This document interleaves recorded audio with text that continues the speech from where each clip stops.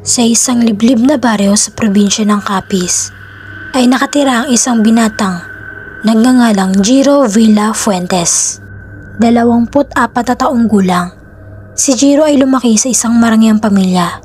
Gayunpaman ay mabait na binata ito at hindi mapanlamang sa kapwa. Nung nasa 8 taong gulang pa lamang si Jiro ay pumanaw na ang kanyang mga magulang sapagkat inatake ito ng aswang habang papauwi ang mga ito sa tahanan. Kaya naman ang kanyang lolo Arturo na lamang at lola Aurora ang nag-aruga at nagpalaki sa kanya. At nang nasa 18 taong gulang na si Jiro ay pumanaw na rin ang kanyang lolo at lola, kung kaya't ang lahat ng mga ari-arian ng mga ito ay ipinamana nila kay Jiro.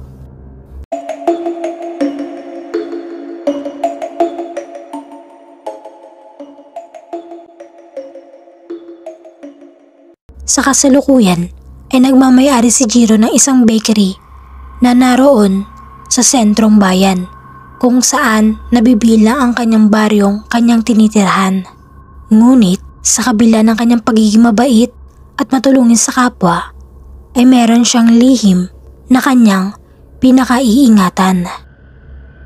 Isang umaga ay nagtungo si Jiro sa kanyang bakery upang tignan ang kalagayan at kamustahin ang mga naroon. At doon naabutan ni Jiro ang mga panadero na nagmamasa ng harina. Narinig din niya ang mga panadero na nag-uusap-usap. Pinag-uusapan ng mga ito ang nangyaring pag-atake ng mga manananggal sa kabilang baryo kagabi. Uy, paring Arman. Nabalitaan mo na ba yung ginawang pag-atake ng mga manananggal sa kabilang baryo kagabi? Oo, paring Ralph. Grabing araw yung nangyari sa baryo yun kagabi. May mga residente raw ng nasabing baryo ang natagpo ang wakwak ang tiyan at dibdib. At wala na rin daw ang mga laman loob nito. Nako, grabe na talaga ang panahon ngayon. Parang ayaw ko na tuloy lumabas ng bahay kapag gabi.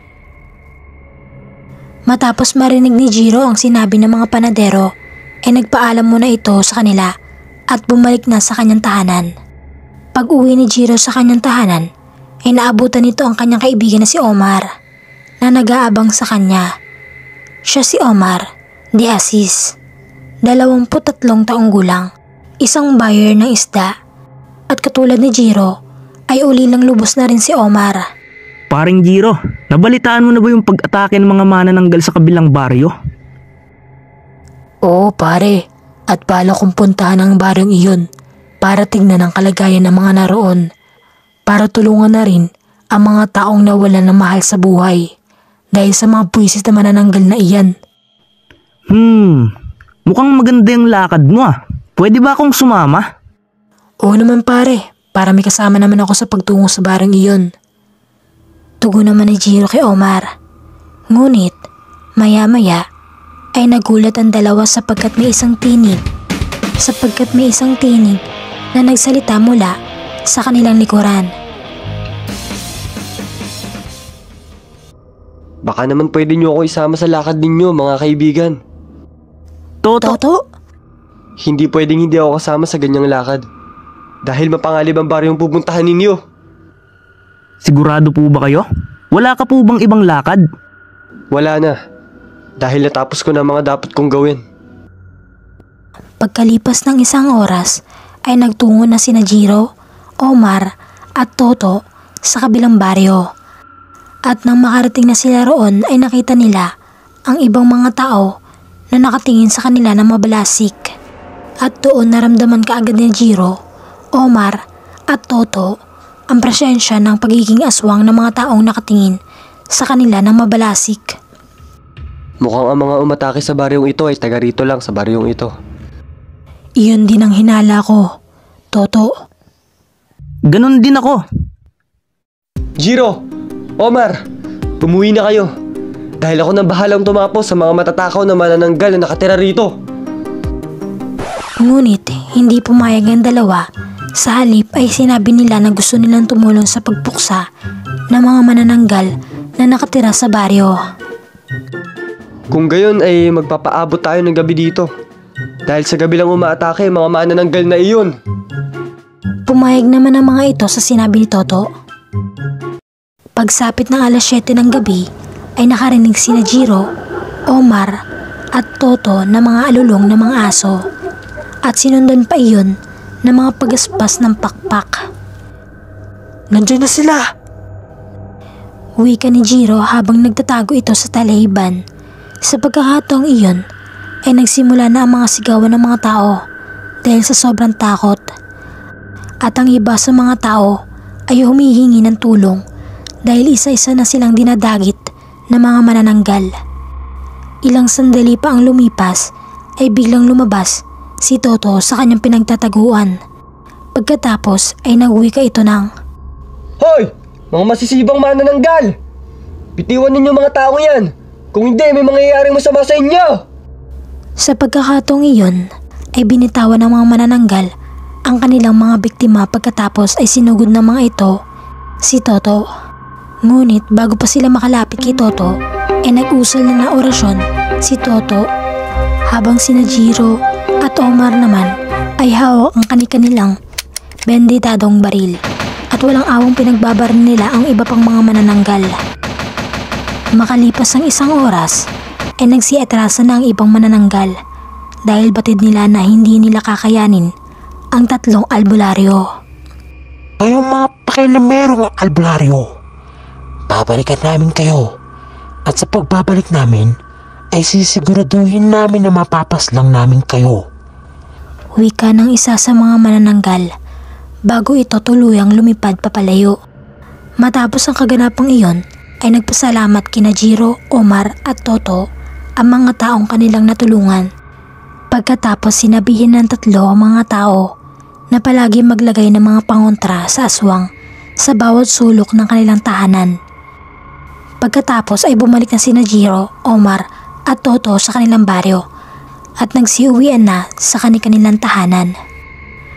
Ang hindi alam ng mga kababaryo ni Jiro ay isang albularong antingero si Jiro at kabilang ito sa tagapaslang ng mga aswang.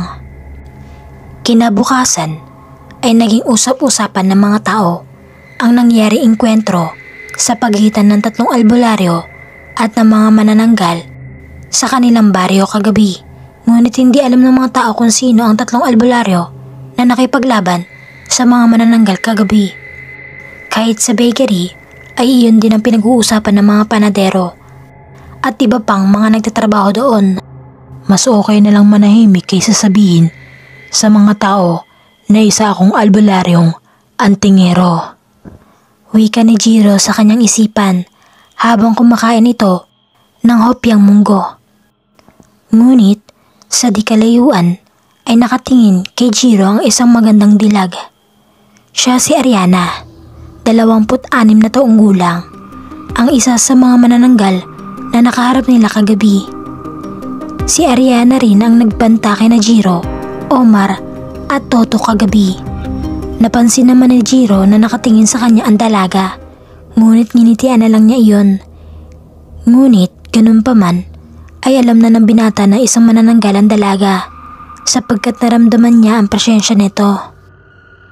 Hindi ako dapat maging kampante dahil nasundan na ako ng isa sa mga manananggal na nakaharap namin kagabi.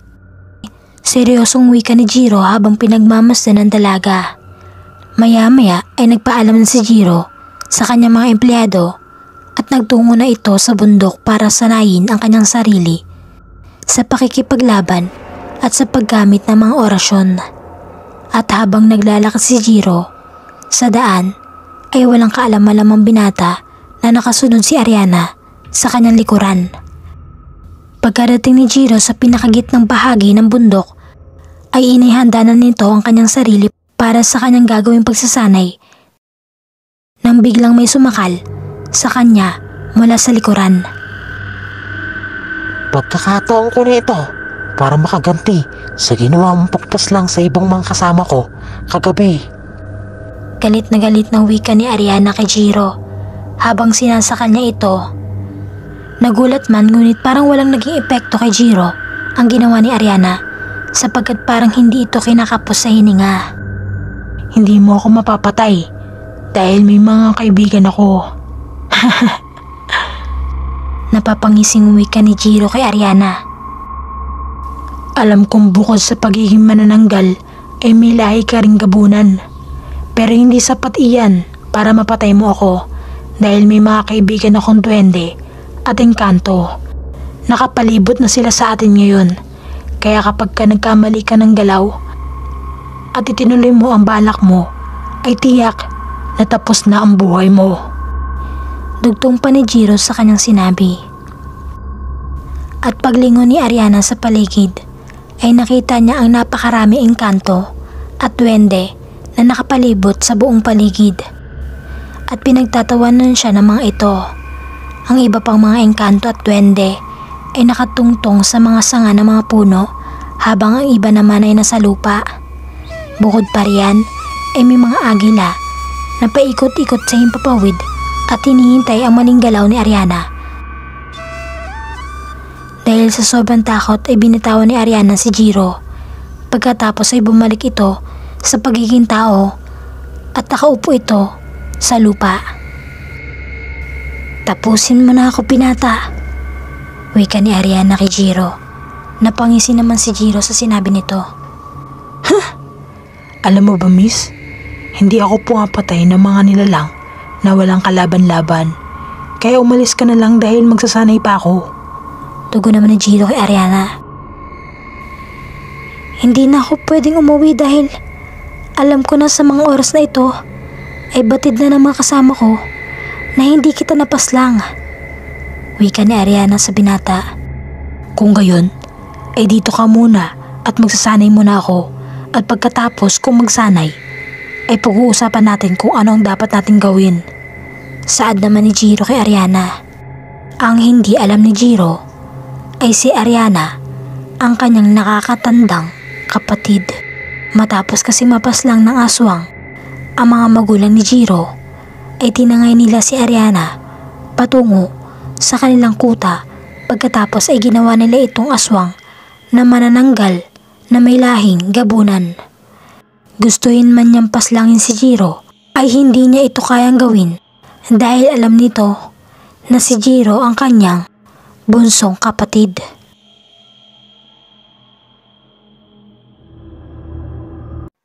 Matapos mag-usap ni Jiro at Ariana, ay lumayo na ang binata sa kinaroroonan ni Ariana at nagtungo na ito sa gitna.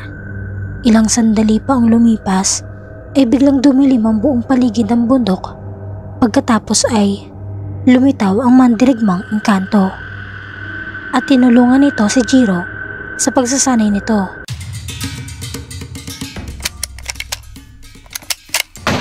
Pagkalipas ng isang oras ay natapos na si Jiro sa pagsasanay, kaya naman nagliwanag na ang buong paligid ng bundok.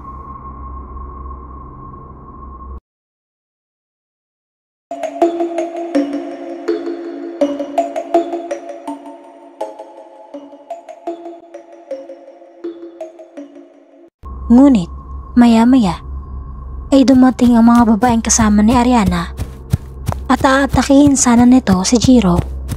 Ngunit bago pa makalapit ang mga ito sa binata ay humarang na si Ariana sa daraanan ng mga ito. Tigil niyo yan! Hindi niyo pwedeng patayin ang taong ito! Sigaw ni Ariana sa kanyang mga kalahi. Traidor ka, Prinsesa Ariana! Saad naman ng isang babae kay Ariana. Traidor na kung traidor, pero hindi ko hahayaang paslangin niyo ang kapatid ko. Pasigaw na tugon naman ni Ariana sa kanyang kalahi. Hindi naman nakagalaw ang mga kasama ni Ariana sa kanilang kinatatayuan dahil sa kanilang narinig. Nagulat at naguluhan naman si Jiro sa kanyang narinig. Teka, ano pong ibig mong sabihin, miss? Nagugulo ang tanong ni Jiro kay Ariana. Sa pagkakataong iyon, ay lumapit si Ariana kay Jiro at niyakap niya ito. Jiro, ako ito, ang ate Ariana mo, wika ni Ariana kay Jiro habang nakayakap ito sa binata at umiiyak. Sa pagkakataong iyon, ay naalala ni Jiro ang isang babae na palagi niya kasama noon. At Ariana ang pangalan nito. Dahil sa pangyayaring iyon ay unting-unting pumapatak ang luha sa mga mata ni Jiro. Ate, ikaw ba iyan? Naluluhang tanong ni Jiro kay Ariana. Oo Jiro, ako ito. Tugon naman ni Ariana sa binata. Pero, ang akala ko ay namatay ka na nung inaatake ng mga aswang ang mga magulang natin. Muling wika ni Jiro kay Ariana. Hindi ako namatay Jiro. Ang totoo ay pinatakbo ako ni na mama at papa. Noon para makatakas ako sa mga aswang na humahabol sa amin.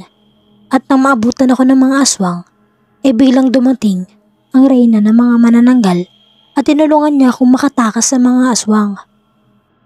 At kagustuhan ko na maging isang manananggal na may lahing gabunan dahil gusto kong ipaghiganti ang pagkamatay ng mga magulang natin. At saka kaya namin inaatake ang baryo na pinuntahan niyo kagabi ay dahil pugad iyon ng mga masasamang aswang. Tugon naman ni Ariana sa kanyang kapatid at doon ay naliwanagan si Jiro sa sinabi ni Ariana. Kung gayon ay humihingi kami ng paumanhin sa ginawa namin pagpaslang sa mga kalahi mo kagabi. Wika ng tinig na nagmumula sa itaas ng puno at paglingon ng lahat sa itaas ay nakita nila si Toto na nakatayo sa isa sa mga sanga ng puno na mangga at kumakain ito ng mangga. Ay, naku naman Toto. Lagi ka na lang sumusulpot kahit saan. Ano ka ba? Kabote? Hindi. Isa akong mushroom. Charis! Jiro, mukhang kailangan natin bumalik sa kabilang baryo na pinuntahan natin kagabi. Tama ka sa sinabi mo, Toto. Sasama ako. Wika ni Ariana kay Jiro. Sigurado ka ate? Pero kapag nalaman ng reyna ng mga manananggal na nakipagtulungan ka sa amin, ay magagalit iyon sa'yo. At saka baka ang buhay mo naman ang manganib. Bakit naman ako magagalit?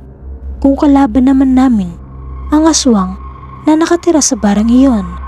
Saad naman ang isang tinig na nagmumula sa likuran ng mga kasama ni Ariana. At paglingon nga nila sa likuran ay nakita nila ang napakagandang babae. Siya si Anika, ang reyna ng mga manananggal na may lahing gabunan. At si Anika ay ang bunsong kapatid na ang ina ni Jiro at Ariana. Mahal na reyna, magalang ng wika ng mga kasamahan ni Ariana kay Anika. Bakit pa po kayo sumunod dito, Tia Anika? Hindi pa po magaling ang sugat mo? Nag-aalalang tanong ni Ariana kay Anika.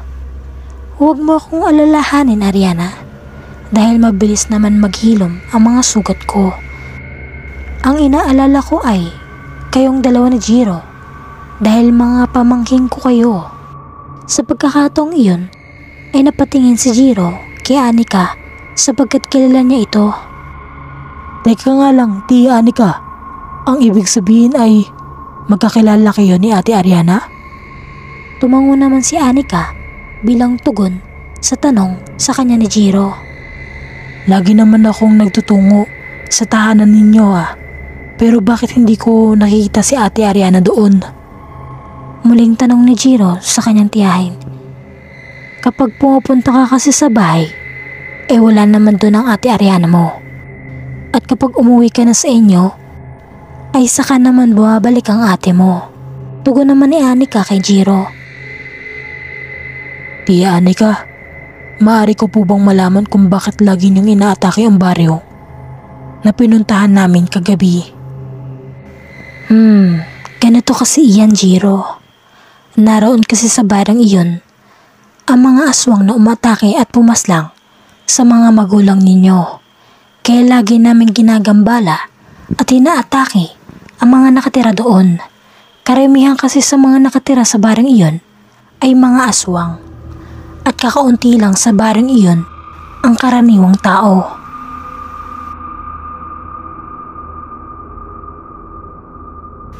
Kung ganun kailangan malipol ka agad ang mga aswang na nakatira sa kabilang baryo para makapamuhay na ng mapayapa ang mga tao roon. Sabat naman ni Toto sa usapan. Maya-maya ay nagpaalam na si Toto kina Jiro at bumalik na ito sa kanyang tahanan. Gayon din si Tia Anika at ang mga kasama ni Ariana. Ang naiwan na lang sa bundok ay sina Jiro at Ariana. Sige ate, uuwi na rin po ako. May kailangan lang po kasi akong asikasuhin.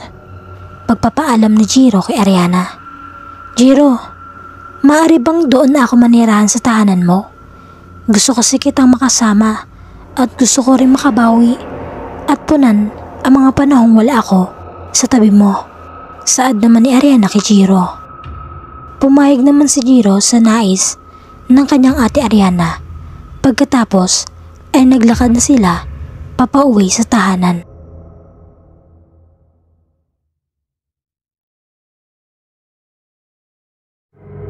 Habang naglalakad sina Jiro at Ariana sa daan, ay nagkukwentuhan at nagtatawanan ng mga ito.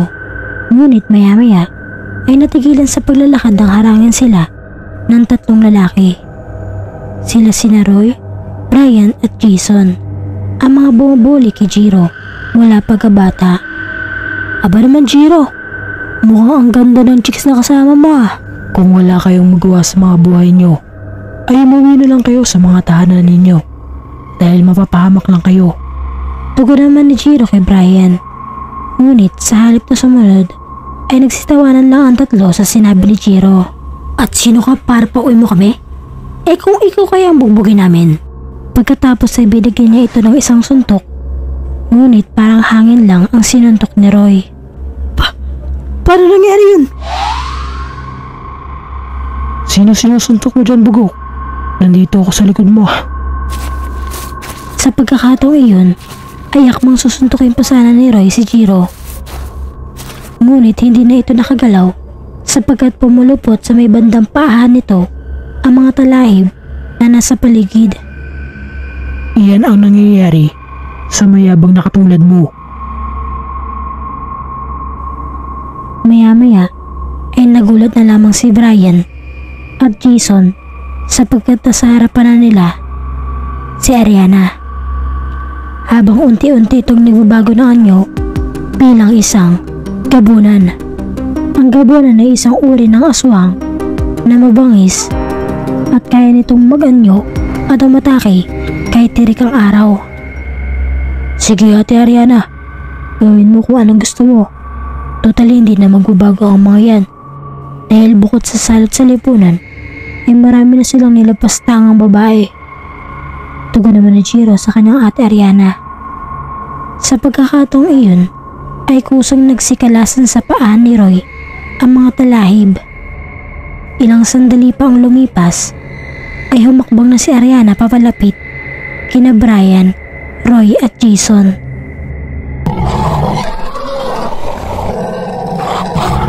At ilang sandali pang lumipas, ay nagsitakbuhan na ang mga ito dahil sa takot.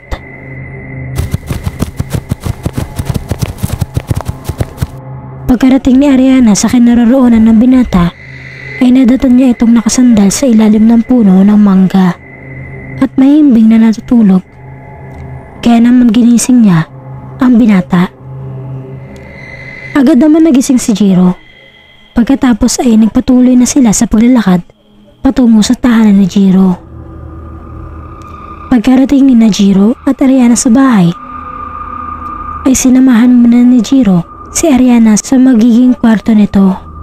Pagkatapos ay nagtungo na sila sa hapagkainan upang kumain. Matapos kumain ay nagtungo si Jiro sa labas ng kanyang tahanan upang magpahangin.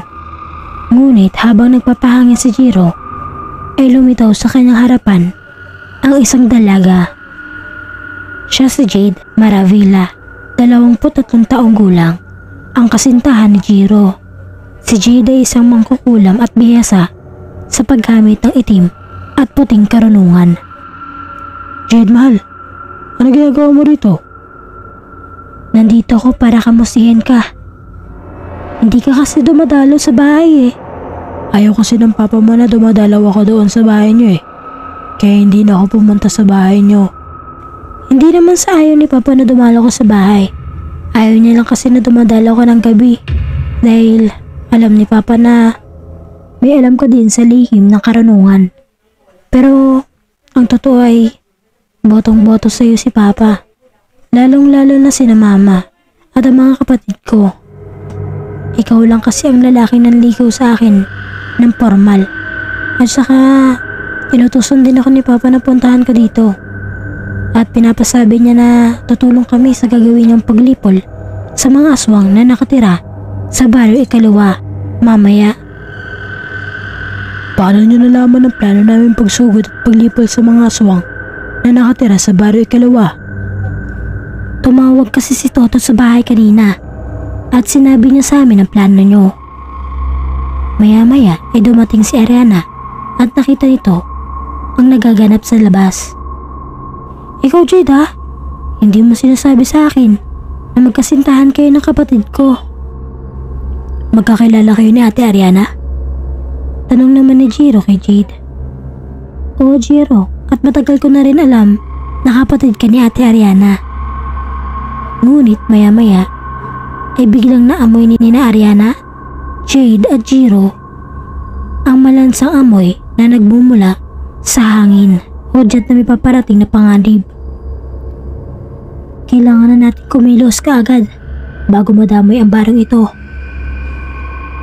Marahil sa mga oras na ito ay naghahanda na sina Toto at Papa para sa gagawing pagsugod mamaya. Kung gayon ay kinakailangan na rin natin maghanda sa pagpunta natin sa baryo ikalawa. At pagkalipas ng 1 minuto ay biglang naglaho si Jade pabalik sa kanilang tahanan.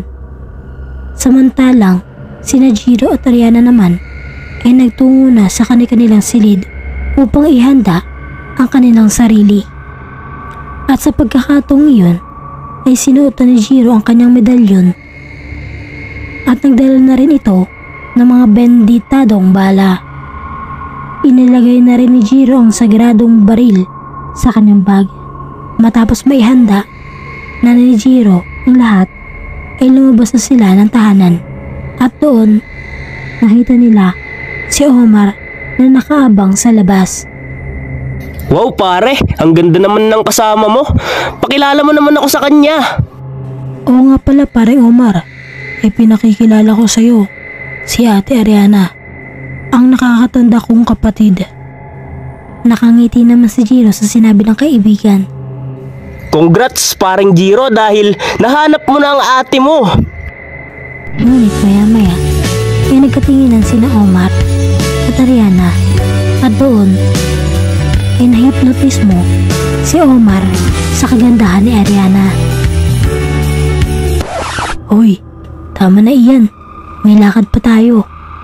Saad ni Jiro kina Ariana at Omar nang mapansin ni Jiro ang malagkit na pagtitinginan ng mga ito. Ay, oo nga pala. Sige, tayo na. Habang naglalakad sina Jiro, Ariana at Omar ay pinapakiramdaman ng mga ito ang paligid. At nang makarating na sila sa bukana ng baryo ikalawa ay nakita nila roon ang kanilang mga kasamahan na kanina pa sila inaabangan. Ayos, kumpleto na pala ang lahat. Wika ni Toto sa kanyang mga kasama. Pagkatapos ay sabay-sabay na nilang pinasok ang baryo ikalawa. Sa kanilang paglalakad ay nakita nila ang ibang mga tahanan na may nakasabit na pangontra sa aswang. Samantalang karamihan naman sa mga tahanang nakatayo sa baryo ikalawa ay walang nakasabit na pangontra sa aswang. Kaya naman nalaman kaagad ni na Toto kung sino sa mga taga roon ang karaniwang tao at kung sino ang aswang. Ilang sandali pang lumipas ay nagsitago na ang lahat sa talahib sapagkat naramdaman nilang may paparating. At doon ay nakita nila ang mga misteryosong lalaki na nagmamasid sa paligid. Siguradong babalik pa rito yung 3 albularyo na pumunta rito kagabi. Wika ng isa sa mga misteryosong lalaki. kung makakabalik man sila rito, ay hindi na sila makakalabas pa ng buhay sa lugar na ito. Wika ng isang misteryosong lalaki. Pagkatapos ay tumawa ito na nakakaloko. Pagsapit ng alas 9 ng gabi ay nagsialulong na ang mga aso. Pagkatapos ay nagsilabasan na ang mga aswang sa kanilang mga tahanan. At doon na rin lumabas ang mga manananggal na gabunan, pati ang mga makapangyarihang mangkukulam kasama sina Toto, Jiro at Omar. At sa pagkakataong iyon ay walang awang pinagbabaril ni na Jiro at Omar ang mga aswang na nakatira sa baryo ikalawa.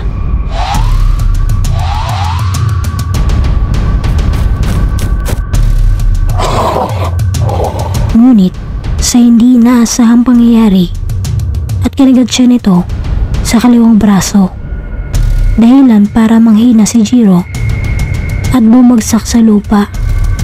Naluluha namang nilapitan ni Jade si Jiro at mabilis na pinasan. At mabilis itong naglaho patungo sa kanilang tahanan. Humanda kayong mga aswang kayo. Makikita ninyo ngayon ang hinahanap nyo. Galit na wika ni Omar habang patuloy pa rin ito sa pagbabaril sa mga aswang na nakatira sa baryo ikalawa. Makalipas ang isang oras na sagupaan ay tuluyang nalipol na nina Toto at ang kanyang mga kasamahan ang mga masasamang aswang na nakatira sa baryo ikalawa. Naghiyawan naman ang mga karaniwang tao sa sobrang tuwa dahil batid nila na wala ng aswang ang gagambala sa buong baryo ikalawa. Matapos ang matinding labanan sa pagitan ng mga albularyo, mangkukulam, manananggal na gabunan at ng mga aswang na nakatira sa baryo ikalawa, ay nagsilibasan na ang mga tao at dinala nila sa bakanting lote ang bangkay ng mga aswang. Pagkatapos ay sinunog nila ang mga ito. Ng mga oras na iyon ay nagpasalamat ang kapitan ng baryo ikalawa kina Toto dahil sa ginawa nilang pagpuksa sa mga aswang na nakatira sa kanilang baryo. Maya-maya ay nagpaalam na sila sa mga taga-baryo ikalawa. Sina Reyna, Anika, Ariana, Toto at Omar naman at ang iba pang mga mangkukulam ay nagtungo na sa tahanan ni na Jade upang kamustahin ang kalagayan ni Jiro. Mga manananggal na kasama ni Reyna, Anika ay nagpaiwan sa baryo upang tingnan kung may natitira pa bang mga aswang sa baryo. Pagkalipas ng kalahating oras ay nagkamali na si Jiro at doon ay napansin niya na naroon siya sa isang maluwag na silid. At nang sinuri niya ang kanyang braso ay napansin niyang wala na ang kanyang sugat na dulot ng aswang na kumagat sa kanyang braso kanina. Teka, paano nangyari ang bagay na iyon? Pagtatakang tanong ni Jiro sa kanyang sarili, sapagkat hindi pa rin siya makapaniwala sa nangyari. Maya-maya ay bumukas ang pinto ng silid at doon ay nakita niya sina Jade, Reyna, Anika at Omar na papalapit sa kanya. Hay, mabuti naman at nagkamali ka na. Masungit na tura ni Jade kay Jiro nang makalapit na ito sa binata. Maya-maya ay binatukan ni Jade si Jiro. Napayuko naman ang binata dahil sa sakit. Aray, bakit ka ba nang babatok? Tanong ni Jiro kay Jade habang hinihimas ito ang kanyang batok. Dapat lang sa'yo yan dahil hindi ka nag-iingat. Alam mo ba yung aswang na nakakagat sa'yo kanina ay nagtataglay ng lason? At kung hindi ka namin naagapan ay pinaglalamayan ka na sana ngayon. Paliwanag ni Jade sa kanyang nobyo. Paring Jiro, sa susunod kasi ay gumamit ka ng proteksyon sa katawan. At saka kung pwede sana pare, wag nang masyadong matigas ang ulo mo para hindi ka napapahamak. At saka huwag mo namang pinag-aalala ng sobra si Miss Jade dahil nawawala ang kagandahan ng jowa mo kapag nag-aalala siya. Hindi naman nakasagot si Jiro sa sinabi ng kaibigan dahil tama naman ang sinabi nito. Ay naku, kahit kailan talaga ay palabiro ka talaga, Omar. Pero tama naman ang sinabi mo. Napapangising tugon naman ni Jade kay Omar. Ngunit maya-maya ay nagulat sina Omar at Jiro na biglang nagkaliwanag ang kanilang medalyon. Senyales na may panganib sa paligid. Ilang sandali pa ang lumipas ay nakarinig sila ng pagaspas ng pakpak. Pagkatapos ay sinundan, iyon ang sigaw ng mga mandirigmang engkanto. Sa pagkakataong iyon ay tumingin sina Reyna Anika at Ariana sa bintana at doon ay nakita nila ang napakaraming wakwak na papasugod sa baryong kanilang kinaroroonan. Naloko na! Mukhang iyan ang mga kamag-anak ng mga aswang na pinaslang natin kanina, wika ni Reyna Anika.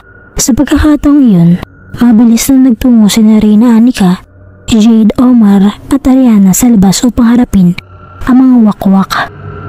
Mabilis namang bumangon si Jiro sa kanyang kinahihigaan at nag-usal ito ng orasyon o proteksyon sa katawan. Pagkatapos ay sinundan niya ang kanyang mga kasama.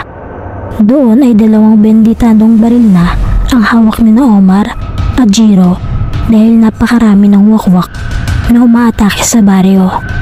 Maya-maya ay tinawag na ni Omar ang iba pang mga mandirigmang engkanto, samantalang si Omar naman ay tinawag ang mga kaibigan niyang maligno.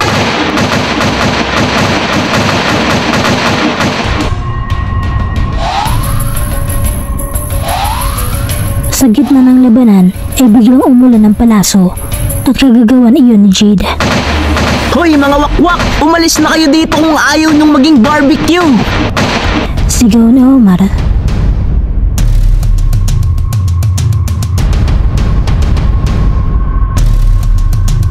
Headshot!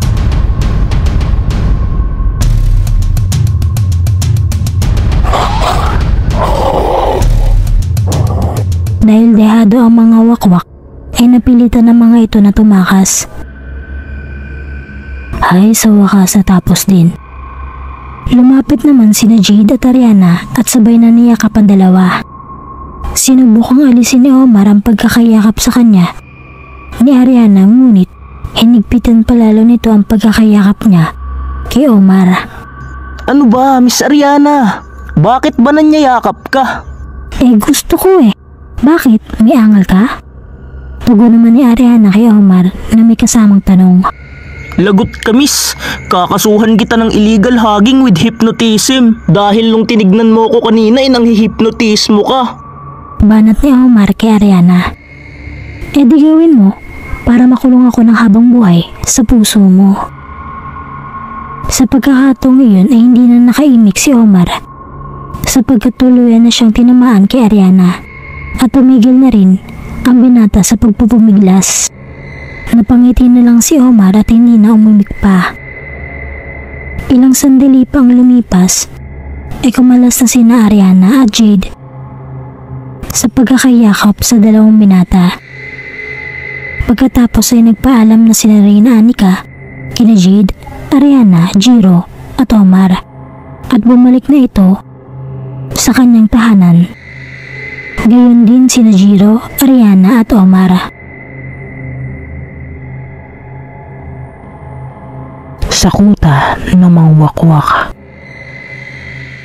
Nang makabalik na ang mga nakatakas na wakwak sa kanilang kuta, ay ibinalita kaagad nila sa kanilang pinuno na bigo silang makuha si Toto, kaya naman nag-alab ang galit ng pinuno ng mga wakwak. Mga hunghang, isang albularyo lang eh. Hindi nyo pa nakuha? Galit na wika ng mga pinuno ng mga wakwak. Pinuno, papunta na sana kami sa tahanan ni Jiro para dakpin si Toto. Ngunit nakialam ang mga mandirigmang engkanto at maligno sa gagawin namin. At saka may 2 lalaki na tumulong sa kanila kaya muntik na kaming maubos. Pati ang reyna ng mga manananggal na gabunan ay nakialam na rin. Paniwanag naman ng isa sa mga wakwak. Pahamak talaga sa mga plano ang mga engkanto at malignong iyan. Kung gayon, ay humanda sila bukas ng gabi dahil ako na mismo ang magtutungo sa baryo una para kunin si Toto. Tugon naman ang pinuno ng mga wakwak. Sa pagkakataong iyon, ay walang kaalam-alam ang mga wakwak na nagmamasid lang si Toto sa di kalayuan. Tingnan natin kung magagawa niyo akong dakpin bukas ng gabi. Pero bago ako umalis, ay may pasabog muna ako para sa inyo. Wika ni Toto. Pagkatapos ay binato nito ang isang sagradong granada sa tapat ng pintuan ng mga kuta ng mga wakwak. At nang sumabog na ang sagradong granada, ay nakarinig si Toto ng kaguluhan mula sa loob ng kuta ng mga wakwak. At habang nagaganap ang kaguluhan, ay nagpasya na si Toto na bumalik na sa kanyang tahanan. At ang ginawa ni Toto sa kuta ng mga wakwak ay hindi alam ng sino man.